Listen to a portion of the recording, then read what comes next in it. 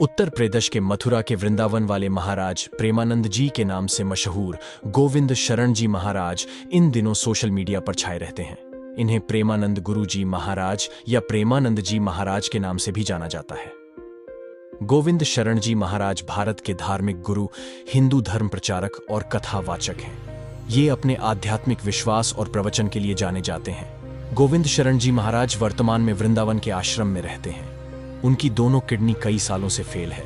वो पूरे दिन डायलिसिस पर रहते हैं। प्रेमानंद जी महाराज का जन्म उत्तर प्रदेश के कानपुर में सरसोल के अखरी गांव में सात्विक ब्राह्मण परिवार में हुआ था। उनका असल नाम अनिरुद्ध कुमार पांडे था। इनके दादाजी सन्यासी थे। इनके पिता शंभू पांडे भी आध्यात्मिक विचारों वाले थे और किसान थे। बचपन से ही प्रेमानंद जी चालीसा का पाठ करते थे। 5वीं कक्षा में पढ़ते हुए उन्होंने स्कूल में भौतिकवादी ज्ञान प्राप्त करने के महत्व पर सवाल किया था। आखिरकार जीवन का असल कारण तलाशने के लिए उन्होंने एक दिन रात को अपना घर त्याग दिया। उस वक्त वह सिर्फ 13 साल के थे। घर को छोड़ने के बाद प्रेमानंद जी महाराज वाराणसी आ गए।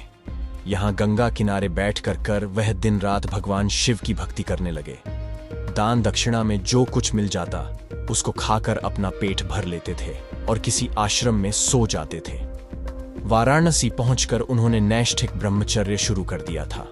उस वक्त लोग उन्हें आनंद स्वरूप ब्रह्मचारी के नाम से जानते थे। वाराणसी में रहते हुए आगे चलकर उन्होंने संन्यास ले लिया, जिसके बाद महावाक्य स्वीकार करने पर उन्हें स्वामी आनंदाश्रम नाम मिला। सन्यासी बनने के बाद उन्हें मां गंगा को अपनी दूसरी मां मान लिया और वाराणसी से हरिद्वार तक गंगा घाटों पर घूमते रहते थे और भक्ति में लीन रहते थे। अपने कई प्रवचन में प्रेमानंद जी ने बताया है कि वाराणसी में रहने के दौरान वह कभी एक जगह टिक कर नहीं रहे, ना ही उन्होंने खाने पीने और कपड़ों की चिंता की। वाराणसी में वह हर रोज पेड़ के नीचे ध्यान लगाते थे। इसी दौरान वह श्री श्यामा श्याम की कृपा से वृंदावन की महिमा की ओर आकर्षित हुए। इसी दौरान उन्हें एक संत मिले जिन्होंने प्रेमानंद जी को रासलीला में शामिल होने को कहा। ये रासलीला स्वामी श्री श्री राम शर्मा की ओर से आयोजित की जा रही थी। प्रेमानंद जी महाराज ने 1 महीने तक रासलीला में हिस्सा लिया। हर दिन 1 महीने तक वह सुबह श्री चैतन्य महाप्रभु की लीला और रात में श्री श्यामा श्याम की रासलीला देखते थे। इन लीलाओं से वह इतने प्रभावित हुए कि उन्होंने वृंदावन जाने का सोचा। कहा जाता है कि ये एक ऐसा वक्त था जब प्रेमानंद जी महाराज वृंदावन आने के लिए व्याकुल हो उठे थे, जिसके बाद श्री नारायण दास भक्तमाली के एक शिष्य की मदद से महाराज जी मथुरा जाने वाली ट्रेन में बैठ गए। बिना टिकट वह इस ट्रेन में बैठकर वृंदावन पहुंच गए।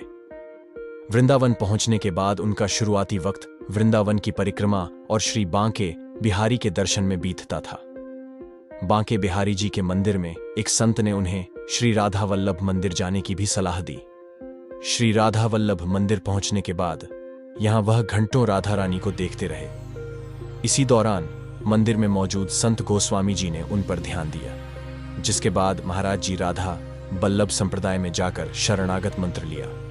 कुछ दिनों बाद महाराज जी अपने सतगुरु श्री गौरांगी शरण जी महाराज को मिले। उन्होंने अपने गुरु की 10 सालों तक सेवा की। फिलहाल प्रेमानंद जी महाराज का आश्रम परिक्रमा मार्ग पुरानी कालीदह वृंदावन में है। महाराज जी ने अपने एक सत्संग में बताया है कि उनकी दोनों किडनी पिछले 17 साल से फेल है। इलाज न मिल पाने के कारण उन्होंने अपनी एक किडनी का नाम राधा और दूसरे का नाम कृष्ण रख लिया था। फिलहाल हर दिन उनका डायलिसिस होता है। उनकी उम्र फिलहाल 60 साल है। वह आज भी हर दिन सुबह 3 बजे वृंदावन की 10 से 12 किलोमीटर की परिक्रमा करते हैं। हजारों की संख्या में उनके दर्शन करने के लिए, प्रवचन सुनने के लिए लोग लाइन में लगे रहते हैं। और यह बात बिल्कुल सत्य है, जो बातें महाराज सुनाते हैं वह दिल को सुकून देने वाली होती है। ऐसे संत को मैं प्रणाम करता हूं, जो दोनों किडनी फेल होने के बाद भी समाज सेवा में लगे हुए हैं।